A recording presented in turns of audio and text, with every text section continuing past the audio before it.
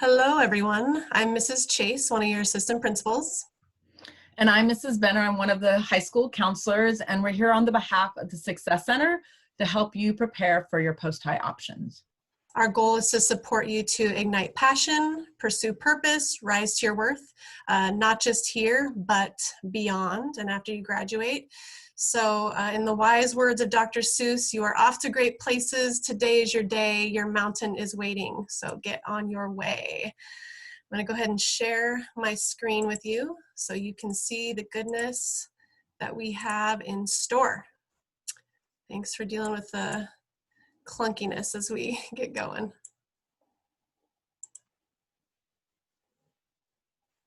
All right. So today we wanted to provide you with some additional tools to help you get on your way to planning your post-high school journey. Planning for your journey is essential. It's like creating your life map. I like this quote that I found from Mark Jenkins. Maps are essential. Planning a journey without a map is like building a house without drawings. And this is your journey. We want to support you in creating your map. So today, what we have for helping you chart the courses for your future, we have three sections. We're going to speak to graduation requirements, post-high options, and then preparing to apply for your post-secondary options. So typically, our graduation requirements are 27 credits. You have to meet your essential skills, and you have to have fulfilled your personal education plan requirements. The guidelines have shifted a bit for the class of 2021, and as you know, for this year, given the circumstances that we find ourselves in, we still at this point are looking toward the 27 credit diploma, but are not going to be requiring essential skills or the personal education plan. So here's how those credits break down. The majority of MHS students will be graduating with a standard diploma, listed there in that middle column. If graduating with an honors diploma, the primary differences to note are that 2 years of the second language, the same second language, are required.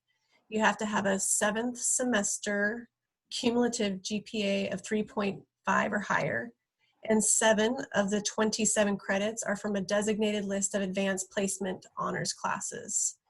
Something to note is a second language is not a requirement to graduate from high school. It is, however, a requirement if you or your student wants to graduate from high school and directly enroll into a 4-year college or university. So why post-high options? Higher education helps with the development of analytical and critical thinking skills, which we need regardless of the life path you choose. It helps expand a person's worldview as well as your knowledge and skill base. It can also enhance a student's relationships and professional life. The higher level of education attained beyond high school, the greater the income potential. Conversely, as the level of education goes up, the risk of being unemployed goes down. So lots of positives on having an intentional post-high plan.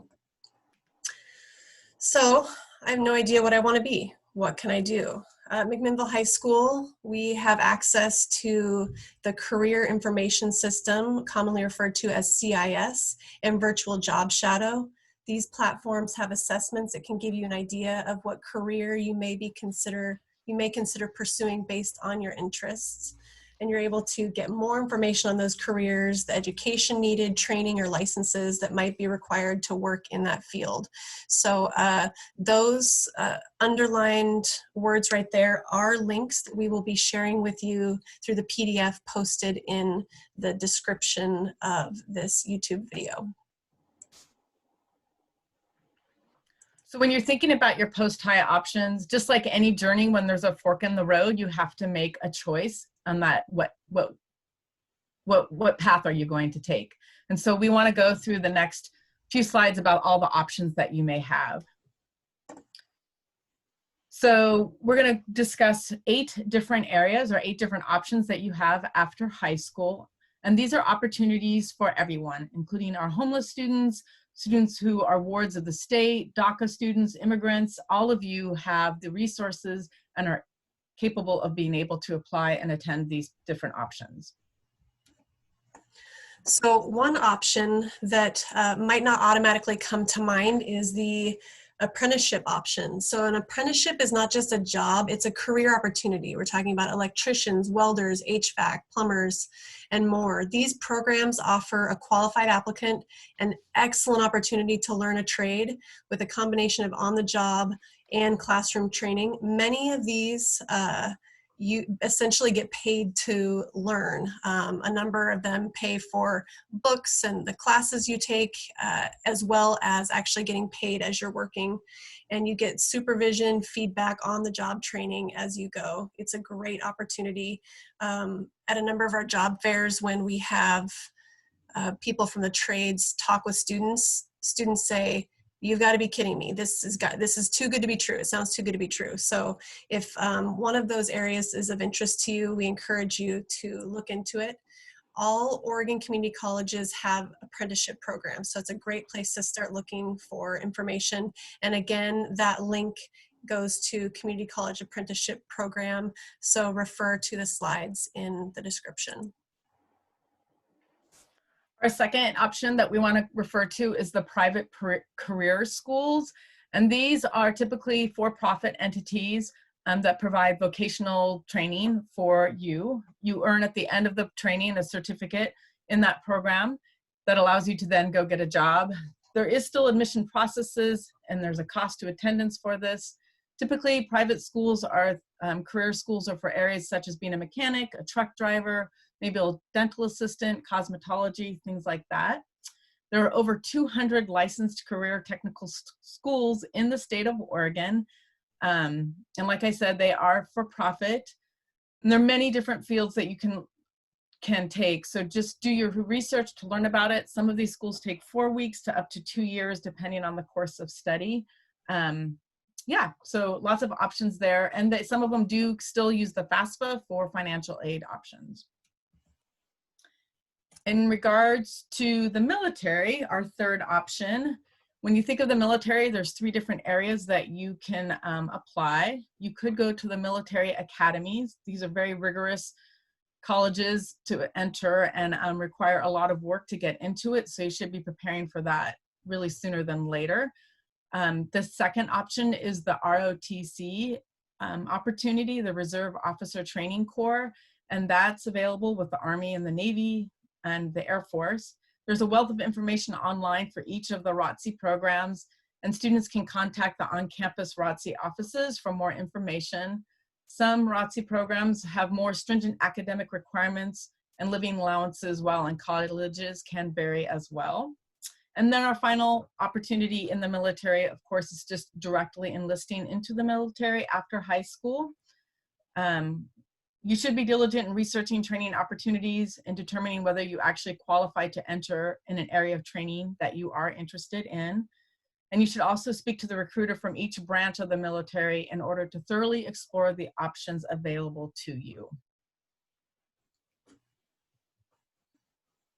Our next option is to consider possibly distance learning, and you guys are becoming quite familiar with distance learning during this time of COVID.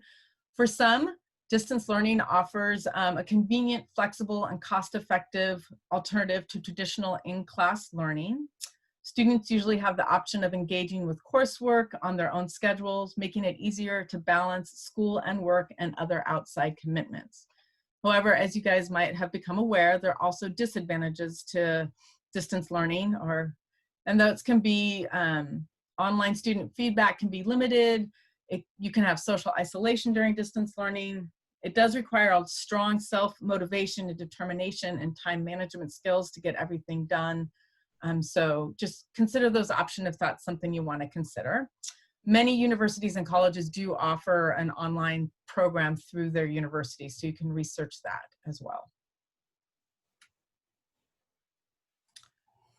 Now we are going to talk about our community colleges. Community colleges have a lot of advantages. There's no minimum GPA. It's an easy application. There's rolling admission. When you attend a community college, you can earn a 1- or 2-year certificate or degree. through an associate's degree. Well, students are not bound by one annual admission deadline. Oregon Community Colleges offer certificates of completion and an associate's degree, with many offerings in career technical fields, like we mentioned with the apprenticeship programs. Community colleges do not require the SAT or ACT test score. However, they do have a placement test so they can determine what level of math and language arts classes you should be in. And that link will give you to all the different community colleges in the state of Oregon. The advantages of attending a community college is it's the least expensive way to pursue a post-secondary education, and for many, it provides the easiest transition from high school to college. Community colleges students who intend to go onto a four-year college university in Oregon are encouraged to enroll in the Oregon Transfer Degree program. Graduation from a community college in this program will ensure that all the transfer degree credits earned will be accepted in any one of the 7 Oregon public universities. So basically that's saying that there's a lot of partnership between our community colleges and our Oregon public universities. And so you just want to make sure that the community college knows that you're going on to a four-year university so that all your credits will transfer. Other advantages: once students have earned their transfer degree, they may be admitted into a state university with as little as a 2.2 GPA, and they're not required to take the SAT or ACT. Most community colleges also have a dual enrollment opportunity, and I'll share that a little bit later. And then the last program I want to share is about the Shemeketa Scholars Program, which is a great opportunity for students who have a GPA of 3.5 or higher at the end of their 7th semester, their senior year, can get free tuition from Shemeketa for 2 years. And that's a great way to save a lot of money before you go on to a four-year university. Our next option is our Oregon Public Universities. These are state schools offering undergraduate, bachelor degrees, as well as master and doctoral programs. They're referred to as a four-year school, although the average freshman can take up to 5.5 years before they graduate. Students in Oregon have a real choice among public universities in terms of size, environment, and programs. Admissions for Oregon public universities are identical in terms of core curriculum credits, which follow the high school graduation guidelines. And they also require, many require at some point an SAT or ACT, though that is changing. The minimum GPA to get into Oregon public universities can vary from 2.75 to a 3.0, though there is an expectation that you've earned a C or higher in all of your core academic classes and that you've taken 2 years of a foreign language. Go to the next slide. And then I wanted to share more about the degree partnership program. Some people refer to it as the dual enrollment program. And this is where you can partner with a community college and a four-year university. The advantages of this is that you can still experience that four-year university feel by living on campus, staying in the dorms, using the library, but you're taking your core classes at a community college, which will save you a lot of money. And you'll be in smaller class sizes, which can be an advantage when you're starting off with college. If you're interested in the dual degree partnership program, you need to work directly with the university that you're applying to and let them know that you want to do that. And then between the university and the community college, you create a plan so that you can go to both. So for example, you could stay and live at the Oregon State University campus while taking some of your core classes at Lynn Benton Community College. Or if you're looking at University of Oregon, you would then be going to Lane Community College. And then one of our last areas is the private colleges and universities. So these also are colleges and universities that offer undergraduate and graduate degree programs. They often have the same admission requirements that you would have at an Oregon public university. Private colleges and universities offer the same types of degree programs, but the admission standards do vary, and some can be way more competitive than others. So if you compare like Linfield College to Harvard University, getting into Linfield will probably be easier than getting into Harvard. And so with anything, you just need to do the research to learn more about those schools to know if that's the best fit for you.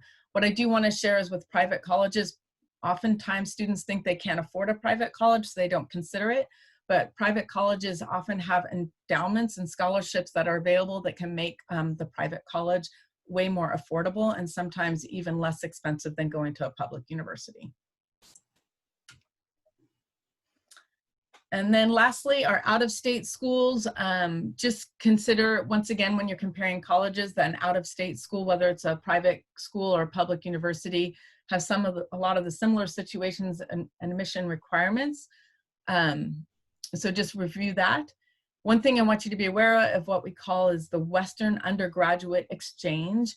And that is an exchange that between a lot of the universities within the Western states that give reduced tuition for those students that live within that conglomerate of states. So you want to look up the Western Undergraduate Exchange to see if the university you're looking at is part of that, and living in Oregon will get you a discount. So the next thing we want to talk about in our journey when you're making those choices is how to prepare to apply. And just like if you were going on a road trip, you need to pack your bags and your luggage, and you need to have all the right tools in that luggage so that you can do the journey safely. We're going to help you prepare so you know what your options are after high school. So the first thing, if you're looking at all these colleges, is there's a lot of things to compare and consider when trying to choose a college. Just really be aware of those. Think about the school ranking and do some research if this is the type of school you want to do. Depending on what area you want to study, whether you want to be an engineer or a nurse or a school teacher, these are all areas that you need to discover which colleges and universities offer the best programs. Consider your admission requirements. Do they have a high GPA expectation? Where do you stand within that in your own transcript? Consider the size and location of the school. Are you one that is looking for a big time experience in a big college with football games and a big university like OSU, or do you want a more quiet setting where you have smaller class sizes and more connection and relationship with the professors? If there's any way, I always recommend the best thing to do is to do a campus tour and really get to know this campus, maybe even sit in a couple of classes to understand the feel of it. Consider the student population, how big it is, the faculty-student ratio, how much does it cost, and the average debt of a student afterwards. These 3 websites that are listed below are all great tools to help you do comparisons between these colleges, and they have a lot of information in there so that you can see what the options are at each of these universities. If you are a student athlete and you do plan on competing at college, there are specific requirements that you have to meet in your classes that you take at the high school. Not all of your McMinnville High School classes are considered or approved by the NCAA. So just be aware of that. And if you have more questions with that, you can work with Ryan McGurvin, our athletic director, and he can help you in preparing to apply to that, to the NCAA or NAIA. All right, so as you prepare to apply, you want to make sure that you're building your transcript and you're making it as beefy as you can. So taking a look at your classes, ensuring that you are passing them with C's and better to give you increased opportunities and increased open doors after high school. I can't stress this enough, especially as we're recording right now, take forecasting seriously. It is more likely if you forecast for classes now and not waiting till the fall to complete that you are going to get into the courses that you want and or need for graduation. I know a lot of people decide to change their direction midway through high school, for example, thinking maybe early on, I'm not going to go to a 4-year university, but once they become juniors, I think maybe I will. Well, that means that then they have to have 2 years in the same second language course. So we want to make sure that we prioritize the courses that you are going to need to give you the best opportunities post high school. So if you have questions on that, reach out to your counselor or anyone listed in the Success Center. They can help give you some guidance on that part of your journey. Select classes to reflect your abilities. If you know that you have the ability to take advanced coursework and do more and challenge yourself. Don't take the easy road, because sometimes charting your course through the mountains and the hard road can be the most rewarding. And when institutions get a hold of your transcript and they see what you have on there, they take note of what's listed all the way through. If you have fulfilled all of your credits come senior year, and yet you choose to take courses instead of taking opens, they notice that. So challenge yourself. We have so many opportunities at McMinnville High School. This is the last time that it is going to be free. Your education is going to come with this kind of price tag. So continue to rise to your worth and take classes that push you. And College Credit Now and our other dual credit opportunities. We have so many of them at McMinnville High School. If you are in one of those courses, make sure that you get signed up and you keep your grades high, and you get to start your college transcript right now, which is very exciting. In addition to the transcript piece, testing is a big piece of preparation as well. Typically, most four-year colleges and universities in the U.S. have required students to have taken either the SAT or the ACT before you're accepted for admission. Currently, some institutions are what's called test optional. So they're waiving that requirement during this time. But even if you're applying to a school that has temporarily made those tests optional, we encourage you to still take the test, as a strong score can help you with your financial aid and scholarship opportunities. So students can take either or both of these tests their senior year, but it's highly recommended you take one of them the spring of your junior year to be ready for admissions applications the following fall, and in case you want to take it again before applying to school. How the test scores are used varies from school to school, as Mrs. Benner was describing earlier. In many cases, test scores will only come into play when a student's on the fence in terms of admissions.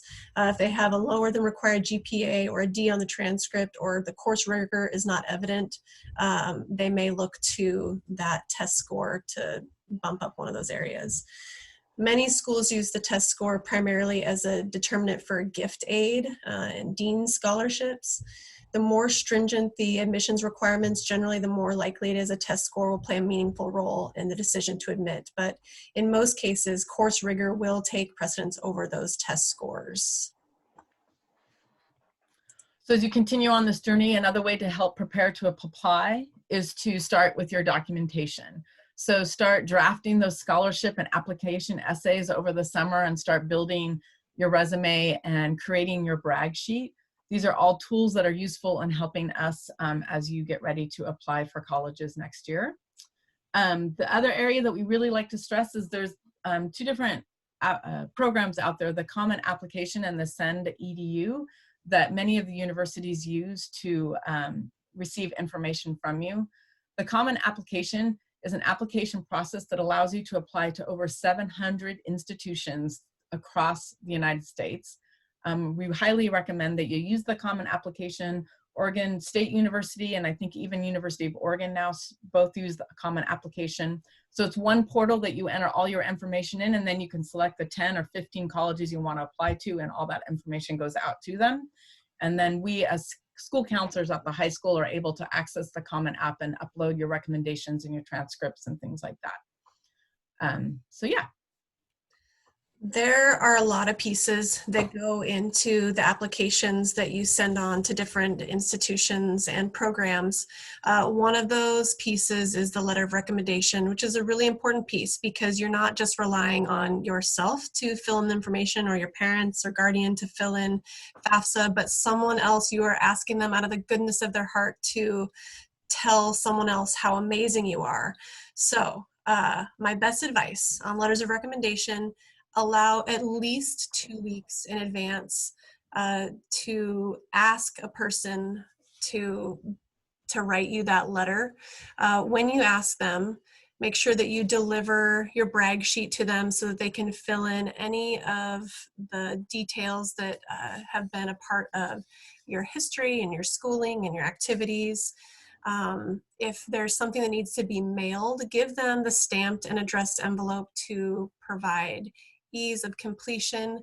And once you've done it, a nice touch is to send a thank you.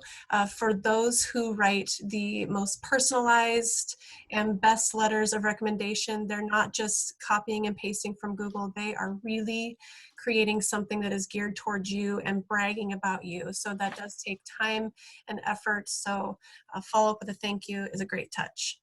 Another piece that can get tricky depending on how many you have is the transcripts. So if you know you're going to be applying to places, just start to gather these materials as early as possible. You'll want to request an official transcript in the MHS Success Center. If you do have College Credit Now courses from Chemeketa or from PCC or from Hood River, then make sure that you get all of those transcripts in order so that you can show the colleges that you've started that college transcript. And you are responsible to send the transcripts to the college unless it's otherwise specified. So make sure to pay attention to the fine print as it is different for some institutions, but there are lots of pieces and we want to make sure that you get all of them in, as that too is part of the application process. Another way to prepare to apply is to start thinking about scholarships. There's local scholarships that are advertised in the Success Center and online, and there's a MHS scholarship class of 2021, and the code is written there that you can start following to see what the scholarships are that are available. There's an Oregon Opportunity Grant and the Oregon Promise Grant. And we will have financial aid workshops in the fall that will go a lot more in detail with these. But I think what's important for you to be aware that there are scholarships available for all students. You can be low income, you can be 6 feet tall, you can have blue eyes, you can be dyslexic, you can be homeless. There are scholarships out there for everybody.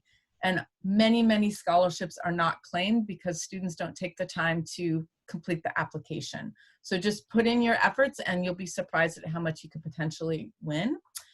And just also be aware that with many scholarships, they're looking at your community service and volunteer service type work that you do. So really be considering the things that you're doing outside of school, beyond your academics. What volunteer work are you doing? Because that can play a big role in your eligibility for scholarships.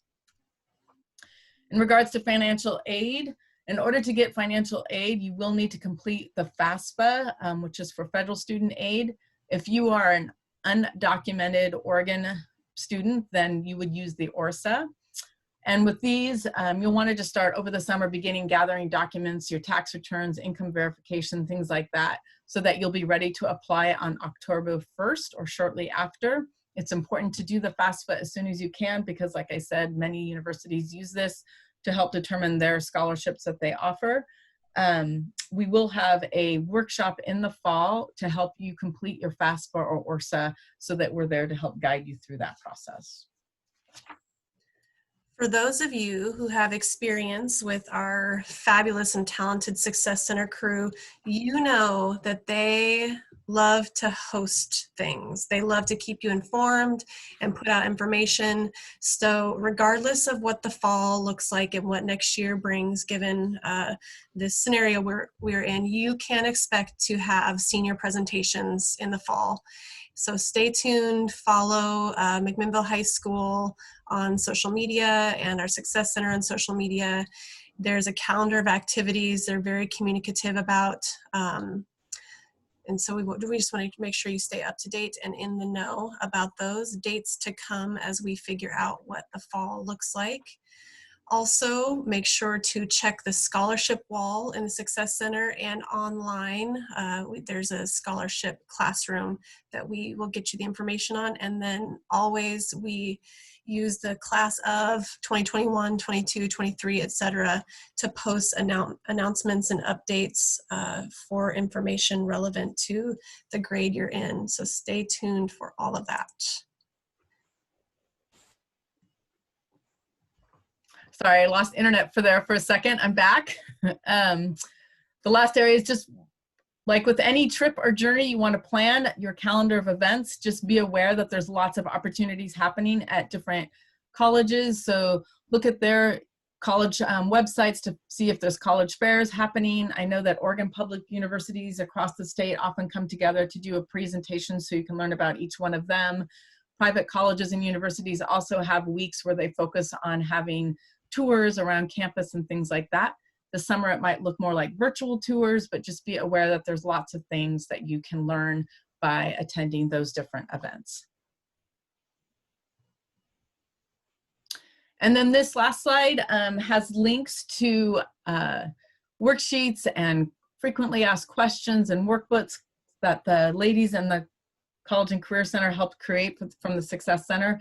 These are wonderful tools that you can use. They really have a lot of questions answered there, and checklists that keep you on track month by month for what you need to do. The college workbook is a great place that it's a spreadsheet kind of way that helps organize all the things you need so that it's easily accessible as you apply to each one of your colleges. So I would take the time to review each one of those and see how they might help you in your journey. And then lastly, just keep looking out for the newsletters and the communications that come through Google Classroom. I can't reiterate enough how strong a team this is between our secretary staff and our college and career advisors and our counselors. There's just a wealth of knowledge and people wanting to support you in creating this journey. And you can totally do this. Look at that beautiful mountain up ahead.